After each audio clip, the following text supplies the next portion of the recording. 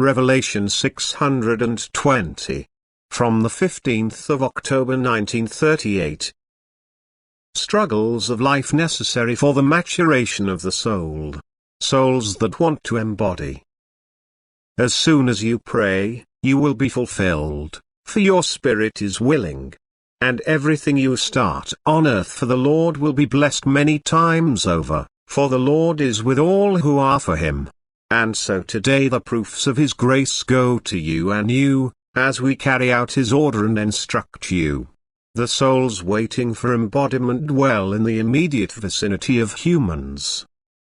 They are unfinished, and their desire to be able to pursue the career on earth is understandable, because they hope for the release from matter through this embodiment, the liberation. They believe that the form as a human being is not so oppressive, and they estimate their strength high enough to be able to overcome all resistances on earth, although they know that they have to struggle with difficulties in earthly life, both spiritually and physically.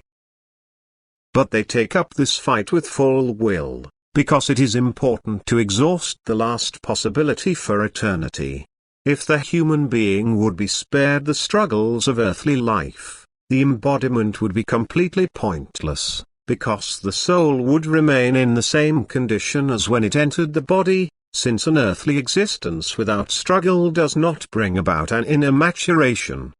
The soul has to strengthen at the resistances, but an indifferent letting go would only let the soul become weak and be exposed to the influence of lower powers. Only the constant fight can lead to the height, and therefore the danger is too great, which lies in the earthly quiet life. Every soul also has the need to remedy the state of suffering it does not like as quickly as possible and will therefore also be restlessly active. If, however, it devotes this energy only to earthly purposes, that is, if it seeks to reduce only the unpleasant things in the body, it will remain in darkness of the spirit. But if it attaches the greatest importance to the reduction of spiritual obstacles, if it works continuously on the salvation of its soul and if all its striving on earth is directed only to this goal, then it will soon become bright light. Its condition will be freer and freer, the strength for its work will increase, and it will now also be able to master the earthly life, but without the use of special strength, because the Father in heaven assures his earthly child the care for the earthly welfare, so that its endeavor is solely the promotion of his soul. Indescribably valuable is therefore the diligent work on oneself. Whoever fights against his desires, whoever practices meekness and patience, whoever gives love to his neighbor and always strives to fulfill the will of God in everything, remains uninterruptedly in the grace of God.